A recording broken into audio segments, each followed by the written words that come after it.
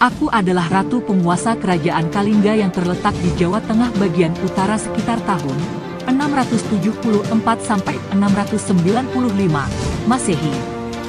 Aku merupakan istri Raja Kartikeyasinga yang menjadi Raja Kalingga saat berpusat di Kediri Jatim 648 sampai 674 Masehi. Ketika suamiku, Raja Kartikeyasinga meninggal, aku kemudian naik tahta kerajaan Kalingga dan memindahkan kekuasaan di Pantura Jawa Tengah dengan gelar Sri Maharani Mahisa Suramardini Satyaputi Keswara. Beginilah biografiku.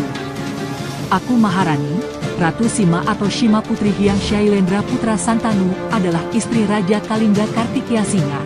Ayahanda Kartikeyasinga adalah Raja Kalingga Kediri 632-648 Masehi. Sementara itu ibunda suamiku Kartikeyasinga berasal dari kerajaan Melayu Sribuja yang beribu kota di Palembang. Raja Melayu Sribuja yang dikalahkan Sriwijaya tahun 683 Masehi adalah kakak dari ibunda Prabu Kartikeyasinga. Sedangkan aku adalah putri seorang pendeta di wilayah Sriwijaya. Aku dilahirkan tahun 611 di sekitar wilayah yang disebut Musi Banyuasin. Aku adalah istri Pangeran Kartikeyasinha sebelum jadi raja yang merupakan keponakan dari kerajaan Melayu Sribuja. Aku kemudian tinggal di daerah yang dikenal sebagai wilayah Adihyang, Leluhur Agung, atau yang sekarang bernama Dieng. Aku mempunyai 2 orang anak, yaitu Parwati dan Narayana, Iswara. Aku seorang pemeluk Hindu Siwa yang sangat taat. Anakku Parwati menikah dengan putra mahkota kerajaan Galuh yang bernama Sang Jalantara atau Rahyang Mandiminyak dan menjadi raja kerajaan Galuh kedua dengan gelar Prabu Suradana 702-709 Masehi dan berputri Dewi Sanaha. Dewi Sanaha dan Bratasenawa atau Prabu Sana menikah memiliki anak yang bernama Sanjaya, Rakai Mataram 723-732 Masehi. Masa pemerintahanku. Ketika aku memerintah di kerajaan Kalingga, aku ditawari persahabatan dengan Sriwijaya, namun aku menolak karena sakit hati atas penyerangan Sriwijaya terhadap Melayu, yang merupakan kerabat Kalingga mengingat aku dan ibunda Kartikeyasinga berasal dari wilayah kerajaan Melayu Sribuja yang beribu kota di Palembang.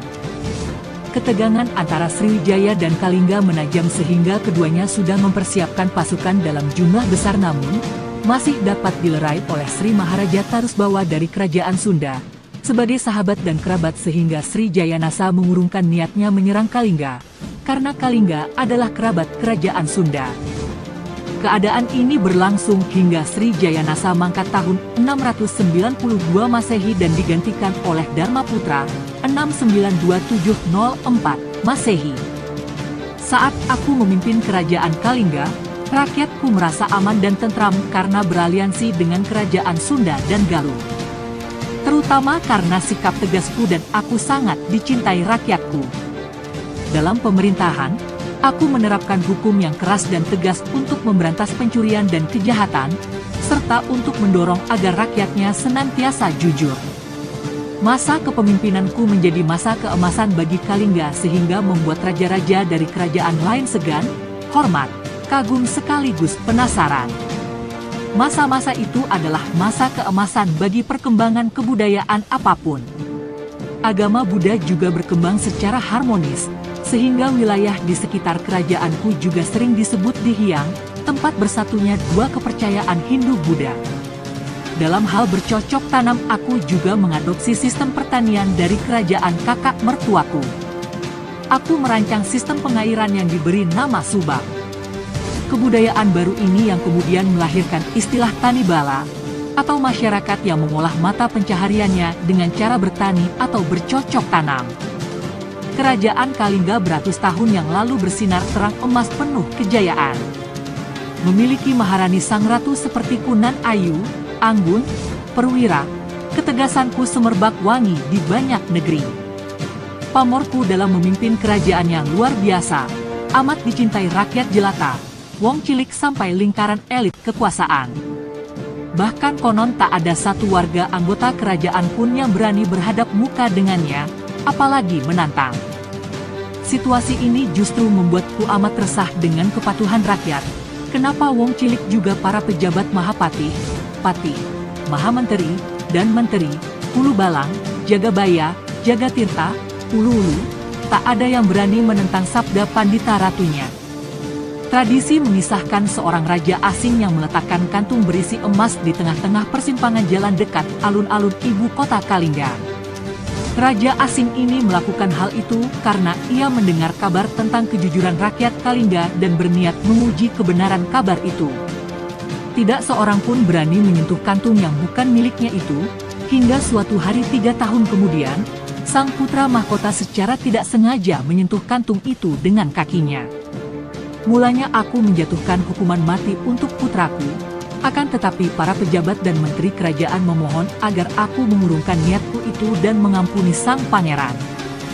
Karena kaki sang pangeran yang menyentuh barang yang bukan miliknya itu, maka ratu menjatuhkan hukuman memotong jari sang pangeran.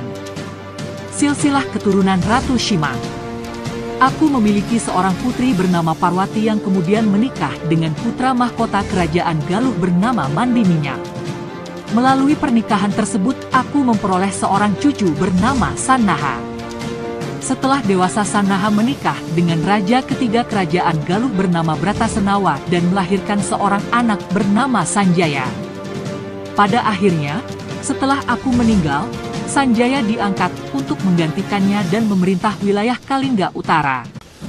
Kelak wilayah ini menjadi cikal bakal bumi Mataram, sehingga keturunannya dikenal dengan dinasti atau Wangsa Sanjaya penguasa di Mataram kuno.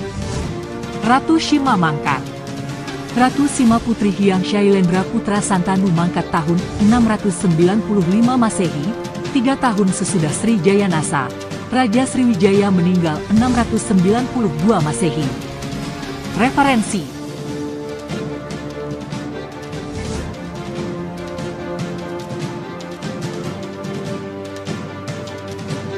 Menurut cerita Parahyangan Cicit, Ratu Shima adalah Sanjaya yang menjadi Raja Galuh, dan menurut Prasasti Canggal adalah pendiri Kerajaan Medang di Mataram. Berdasarkan naskah Wangsakerta disebutkan bahwa Ratu Shima berbesan dengan penguasa terakhir Tarumanegara, yang diwarisi oleh Kerajaan Galuh dan Sunda. Disclaimer: jika terdapat koreksi dan penambahan sejarah bisa disertakan di kolom komentar. Semoga kita bijak dalam mempelajari sejarah, sehingga kita dapat menjaga rasa persatuan dan kesatuan untuk menjaga Nusantara kita. Terima kasih.